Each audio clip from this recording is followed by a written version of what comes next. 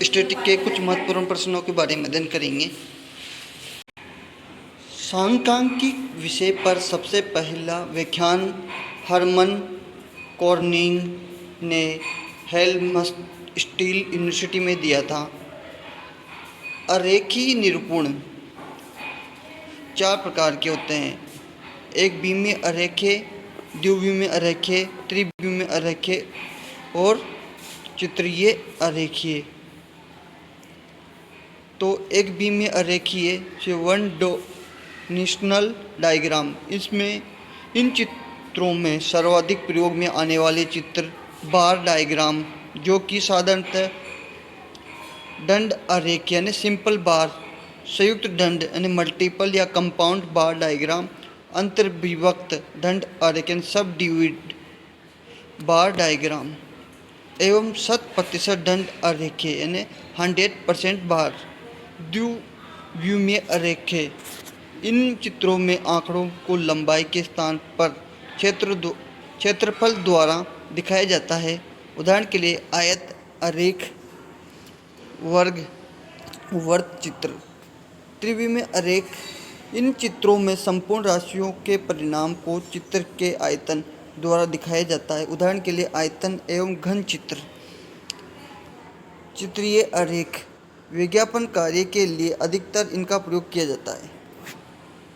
सहसंबंध, यदि दो चर राशि इस प्रकार सहसंबंधित है कि चर राशि के मान में परिवर्तन हो या परिवर्तन की प्रवृत्ति हो तो दोनों चर राशि के बीच सहसंबंध कहलाता है। सहसंबंध का परिणाम 2 प्रकार का होता है, पूर्ण सहसंबंध, अपूर्ण सहसंबंध। तो पूर्ण सहसंबंध में यदि दो चर राशि x और y हुए परिवर्तनों में प्रतिशतता के समान हो तो सहसंबंध पूर्ण कहलाती है। अपूर्ण सहसंबंध, जब दो चर में हुए परिवर्तनों प्रतिशतता समान ना हो तो संबंध अपूर्ण कहलाते हैं। सहसंबंध गुणांक का मान सदैव +1 से -1 के बीच होता है, अर्थात -1 अधिक और बराबर r अधिक और बराबर +1। सहसंबंध का परिणाम 2 तरीके से होता है, धनात्मक, ऋणात्मक। तो पूर्ण परिणाम होगा +1 धनात्मक में और ऋणात्मक माइनस का 1। और उच्च में +0.75 और प्लस के 1 के मध्य, और इसमें ऋणात्मक में -0.75 और -1 के मध्य होगा। मध्यम में होगा 0.25 और 0.75 के मध्य, और इसमें ऋणात्मक में होगा -25 और -0.75 के मध्य। निम्न में 0 से +0.25 के मध्य और 0 से -0.25 के मध्य। अनुपस्थिति में 0 होगा। तो सहसंबंध गुणांक दोनों प्रतीपगमन गुणांक के गुणांतर माध्य के बराबर होता है, अर्थात r बराबर √byx इंटू bxy। सांख्यिकी का जनक किसे माना जाता है? तो R.A. पिशनर। बहुवचन के रूप में सांख्यिकी का प्रयोग का अर्थ है तो इसका संग्रह संख्या, डाटा रिप्रेजेंटेशन के द्विपरिणाम चित्र है। तो इसका द्विपरिणाम चित्र में क्या बताया था मैंने? तीसरा में घन। सहसंबंध गुणांक एवं प्रतिगमन ज्ञात करने के लिए केंद्रीय प्रवृत्ति की माप है। तो क्या होगा इसका आंसर? समांतर माध्य। केंद्रीय प्रवृत्ति के मापों में से कौन से माप में समांकों यानी डाटा को बढ़ते या घटते क्रम में व्यवस्थित किया जाता है? तो कौन से क्रम में व्यवस्थित किया जाता है? बी ने माध्यिका में। किसकी सहायता से बौद्धिक स्तर, क्षमता या दक्षता की माप की जाती है। तो किसकी सहायता से की जाती है? माध्यिका की सहायता से। वह मूल्य जो पदों की श्रेणी में सबसे अधिक बार आता है और सबसे अधिक घनत्व में पदों का केंद्रीकरण रहता है वो कहलाता है। तो इसका आंसर क्या होगा? बी, भोलक। व्यवसाय के क्षेत्र में अधिक प्रयोग किस केंद्रीय प्रवृत्ति से माप का किया जाता है? तो किसका माप का किया जाता है? डी, यानी भोलक। समांकों या आंकड़ों के सिमेट्रिकल डिस्ट्रीब्यूशन में निम्न में से कौन सा युग्म सही है? तो कौन सा युग्म सही है? माध्य बराबर माध्यिका बराबर भोलक, यानी फर्स्ट वाला। किसी श्रेणी में गुणात्मक माध्य हमेशा किसकी तुलना में कम होता है? किसी श्रेणी में गुणात्मक माध्य हमेशा किसकी तुलना में कम होता है? तो इसका आंसर होगा सी, समांतर माध्य। यदि किसी श्रेणी में कोई भी पद या मूल्य शून्य हो तो केंद्रीय प्रवृत्ति का कौन सा माप शून्य हो जाता है? यदि किसी श्रेणी में कोई भी पद या मूल्य शून्य हो तो केंद्रीय प्रवृत्ति का कौन सा माप शून्य हो जाता है? तो इसका आंसर होगा बी, गुणोत्तर माध्य। जब बदलाव की औसत दर या अनुपात या सूचांक संख्या का पता लगाना हो तो केंद्रीय प्रवृत्ति का कौन सा माप सबसे उपयुक्त है? जब बदलाव की औसत दर या अनुपात या सूचांक की संख्या का पता लगाना हो तो केंद्रीय प्रवृत्ति का कौन सा माप सबसे उपयुक्त है? तो इसका आंसर होगा ए, गुणोत्तर माध्य। औसत गति की गणना के लिए केंद्रीय प्रवृत्ति का कौन सा माप सबसे उपयुक्त है? औसत गति की गणना के लिए केंद्रीय प्रवृत्ति के कौन से माप सबसे उपयुक्त हैं? तो इसका आंसर होगा सी, भारित हरात्मक माध्य। कृषि जोतों के आकार की गणना के लिए कौन सा माध्य सबसे उपयुक्त है? कृषि जोतों के आकार की गणना के लिए कौन सा माध्य सबसे उपयुक्त है? तो इसका है भोलक। अपकिरण का सरलतम माप है। अपकिरण का सरलतम माप है तो क्या है इसका? सी, विस्तार। विचरण वर्ग है, विचरण वर्ग है तो इसका आंसर होगा माप विचलन का। किस संबंध में गणना करने पर माध्यम विचलन न्यूनतम होता है? तो इसका आंसर होगा बी, माध्यिका। यदि सभी वेरिएंट मूल्य समान हो, उदाहरण के लिए 8 तो इनका परिमाप विचलन होगा, तो इनका परिणाम विचलन होगा 0। विचरण गुणांक की गणना सूत्र की सहायता से करते हैं, निम्न सूत्र की सहायता से करते हैं। तो किसकी सहायता से करेंगे? ए, परिणाम विचलन अपॉन समांतर माध्य इंटू 100। अपकिरण की इकाई रहित माप है। अपकिरण की इकाई रहित माप है तो इसका आंसर होगा डी, विचरण गुणांक। द्वितीय केंद्रीय परिघात मूवमेंट समांतर माध्य से हमेशा किसके बराबर होता है? तो इसका आंसर होगा ए, विचरण।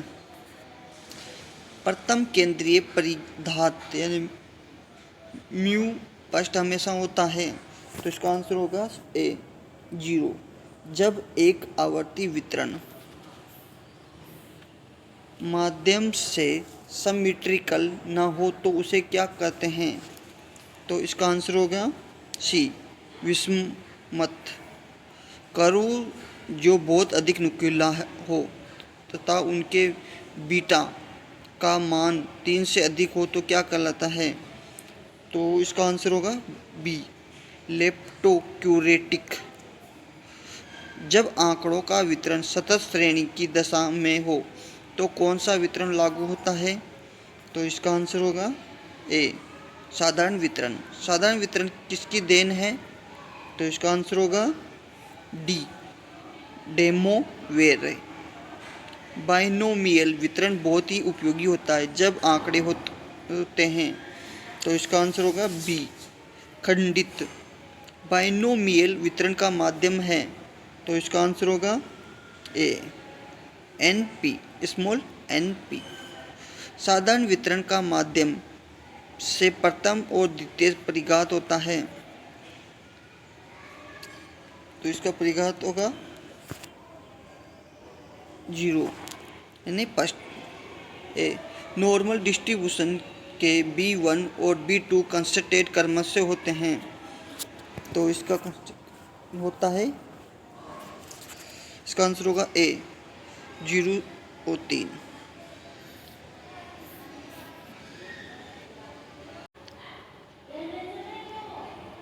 पॉइसन डिस्ट्रीब्यूशन का समांतर माध्य पॉइसन डिस्ट्रीब्यूशन का समांतर माध्यम है, तो इसका आंसर होगा सी एम स्मॉल एम।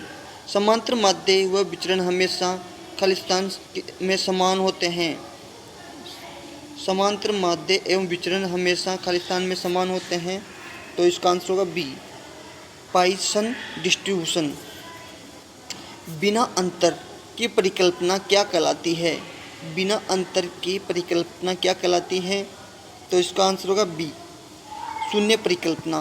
प्रथम प्रकार की त्रुटि की प्रयागता क्या कहलाती है? प्रथम प्रकार की जो त्रुटि की प्रयागता क्या कहलाती है? इसका आंसर होगा बी सार्थकता स्तर। अध्ययन में अंतर सिग्निफिकेट या नहीं के आंकलन के लिए सांख्यिकी विधि को क्या कहते हैं? अध्ययन के अंतर सिग्निफिकेंट या नहीं के आंकलन के सांख्यिकी विधि को क्या कहते हैं? इसका आंसर होगा सार्थकता परीक्षण। दो माध्यमों के बीच के अंतर के सार्थकता परीक्षण के लिए कौन सा परीक्षण किया जाता है? दो माध्यमों के बीच के अंतर के सार्थकता परीक्षण के लिए कौन सा परीक्षण किया जाता है? तो इसका आंसर हो गया सी जेड टेस्ट। स्टूडेंट टी परीक्षण का प्रयोग तब किया जाता है जब सैंपल साइज का खालिस्तान तथा समष्टि परिमाप विचलन ज्ञात न हो। स्टूडेंट टी परीक्षण का प्रयोग तब किया जाता है जब सैंपल साइज का खालिस्तान हो तथा समष्टि परिमाप विचलन ज्ञात न हो। जिसका आंसर होगा बी आकार छोटा हो। युग्मित ऑब्जर्वेशन के माध्य अंतर के सार्थकता परीक्षण के लिए कौन सा परीक्षण किया जाता है? युग्मित ऑब्जर्वेशन के माध्यम के अंतर की सार्थकता परीक्षण के लिए कौन सा परीक्षण किया जाता है? तो इसका आंसर होगा ए युग्मित टी परीक्षण। स्वतंत्र प्रतिदर्शी के दो माध्यमों के अंतर के लिए कौन सा परीक्षण किया जाता है? स्वतंत्र प्रतिदर्शी के दो माध्यमों के अंतर के लिए कौन सा परीक्षण किया जाता है? तो इसका आंसर होगा ए टी परीक्षण। अन्वयोजन की उत्कृष्टता की जांच के कौन सा सांख्यिकी परीक्षण किया जाता है? अन्वयोजन उत्कृष्टता की जांच के लिए कौन सा परीक्षण किया जाता है? ए जेड स्क्वायर परीक्षण। जेड स्क्वायर का मान खालिस्तान होता है और हमेशा धनात्मक होता है, तो इसका आंसर होगा सी 0 से म्यू, यानी जिसका सी आंसर है। किस सूत्र की सहायता से जेड स्क्वायर की गणना की जाती है? तो किस सूत्र की सहायता से करते हैं? ए जेड स्क्वायर बराबर एल, ए देख लेना आप। जेड स्क्वायर की गणना के लिए एन की कम से कम संख्या कितनी होनी चाहिए? जेड स्क्वायर की गणना के लिए एन की कम से कम संख्या कितनी होनी चाहिए? तो बी 50। X2 परीक्षण के लिए किस भी प्रत्याशित कोष्ठ की आवृत्ति कम नहीं होनी चाहिए? ये कम से कम होनी चाहिए, तो इसका आंसर होगा बी 5। एक्स परीक्षण किया जाता है तो सभी के लिए किया जाता है।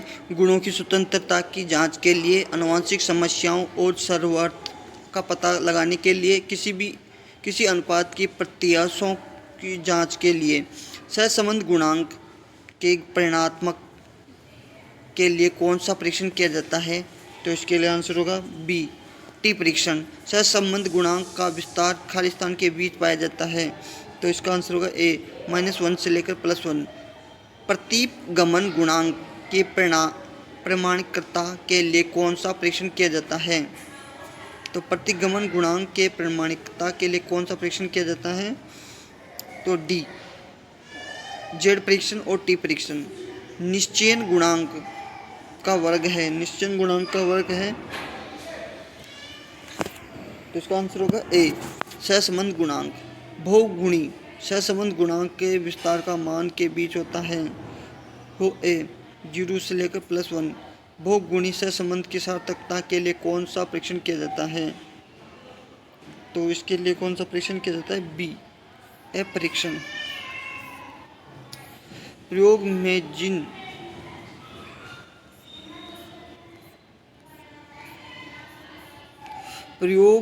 जिन उपचारों की तुलना करनी होती है उनके दोहराए जाने को क्या कहते हैं?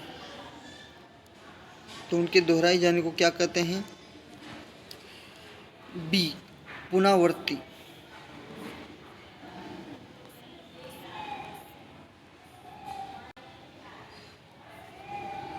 यादृच्छिक ढंग से उपचारों का विभिन्न प्रायोगिक इकाइयों में आवंटन क्या कहलाता है? तो इसको ए, यादृच्छिकरण। प्रायोगिक क्षेत्रों को अधिक समान ब्लॉकों में बांटकर प्रायोगिक त्रुटि को कम करने के प्रक्रम को क्या कहा जाता है? तो इसका आंसर होगा सी, स्थानीय नियंत्रण। मानक त्रुटि के माध्यम ज्ञात करने के लिए कौन सा सूत्र प्रयोग आता है? तो इसका होगा ए, S/(n).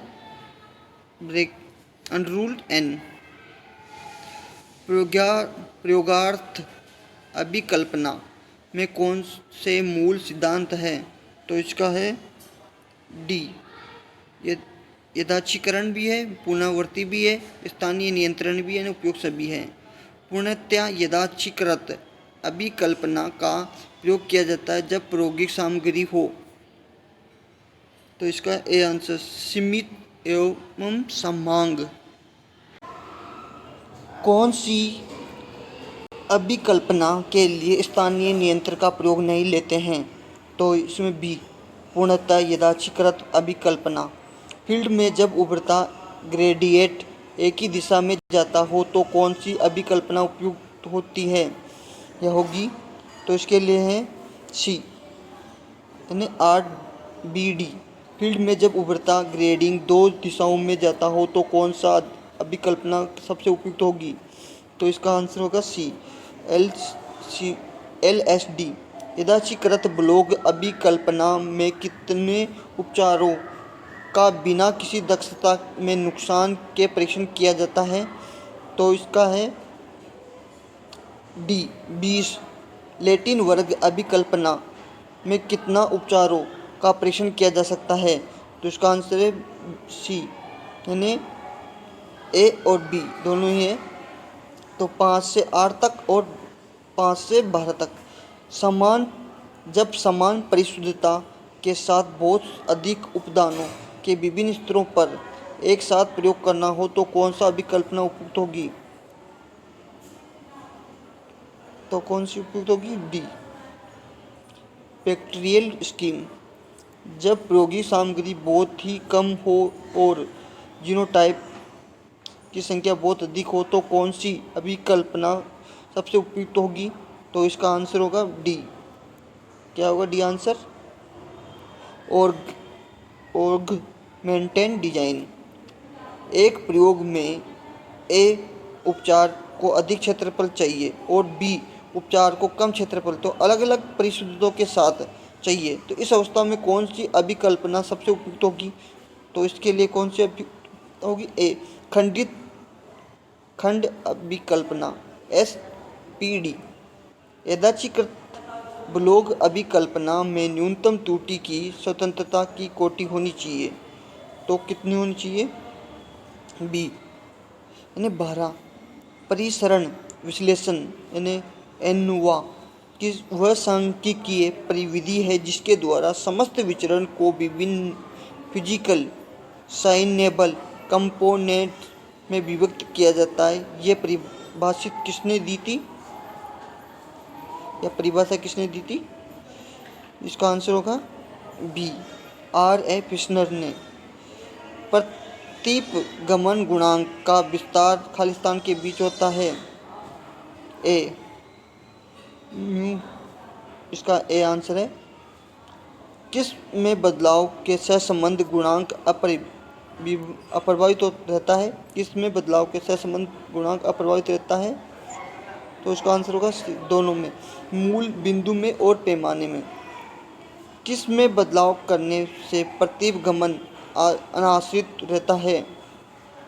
तो इसका आंसर होगा ए, मूल बिंदु में। जब सहसंबंध गुणांक मान 1 हो तो दो चर कहलाते हैं। तो इसको क्या कहलाएंगे? सी, पूर्ण सहसंबंध। सहसंबंध गुणांक दोनों का गुणांतर माध्य के बराबर होता है। तो इसका है सी। प्रतीप गमन गुणांक आर रैंक सहसंबंध किसने दिया? तो आर रैंक सी स्परनमैन ने पाइसन डिस्ट्रीब्यूशन के अध्ययन करते हैं। तो ए खंडित चरों का अनियंत्रित कारकों के कारण होने वाला विचरण कहलाता है। बी प्रायोगिक त्रुटि, फील्ड एक्सपेरिमेंटल में स्थानीय नियंत्रण का प्रयोग करते हैं। सी त्रुटि कम करने के लिए मापने की परिशुद्धता निकटतम का महत्व बतलाती है जिसके एक अनुकूलन नज़दीकी पूछाता है। तो इसका आंसर होगा ए वास्तविक माप के। फील्ड के प्रयोग में उभरता विचरण की सही कल्पना की जा सकती है। तो इसका आंसर होगा बी यूनिफॉर्मेटिक ट्रायल से दो प्रसरणों के बीच सार्थकता परीक्षण टेस्ट सिग्निफिकेशन के लिए कौन सा टेस्ट किया जाता है? तो इसके लिए होगा डी एफ परीक्षण। यदि कुछ गणना बहुत ही कम या शून्य हो तो सबसे उपयुक्त ट्रांसपोर्ट वेरिएटी होगा। तो इसका होगा ए आंसर इसका। प्रतिशतता के लिए सबसे उपयुक्त ट्रांसफॉर्मेशन कौन सा है? तो आर्क साइन। यदि पूर्णतः यादृच्छिकृत अभिकल्पना में उपचारों की संख्या 5 हो और प्रत्येक 4 बार पुनरावृत्ति की गई हो तो एयर डिग्री ऑफ फ्रीडम होगी। तो इसका आंसर होगा ए 15। किसी ज्ञात प्रायोगिक इकाई में कौन सी अभिकल्पना या अन्य अभिकल्पना की तुलना में त्रुटि आंकलन के लिए अधिकतम संख्या में डिग्री ऑफ फ्रीडम प्रदान करती है? तो इसके लिए डी RCRD। अन्नवारी विधि है। तो इसका आंसर होगा फसल की उपज आकलन करने की पारंपरिक तरीका। गन्ने में क्रॉप कटिंग का सर्वे उपज ज्ञात करने के लिए संतुष्ट प्लांट साइज है। तो D 5 metre into 5 metre. Bharat में पशु गणना प्रत्येक वर्ष बाद की जाती है, तो 5 वर्ष बाद की जाती है। भारत में कुल भौगोलिक क्षेत्रफल का प्रचलित क्षेत्रफल संख्या की उपलब्ध है। तो इसका है 71% पे। वर्तमान समय में भारत सरकार द्वारा 34 मुख्य फसलों के लिए कितनी बार भविष्यवाणी जारी की जाती है? तो 170। इंडेक्स नंबरों के लिए कौन सा केंद्रीय प्रवृत्तिका उपयुक्त है? तो डी गुणोत्तर माध्य। ओग्यू एक विधि है। बी अलेखी निरूपण। वृत्तचित्र एक प्रकार है। तो इसका है डी यानी बी इसका द्विविमीय अरेखीय।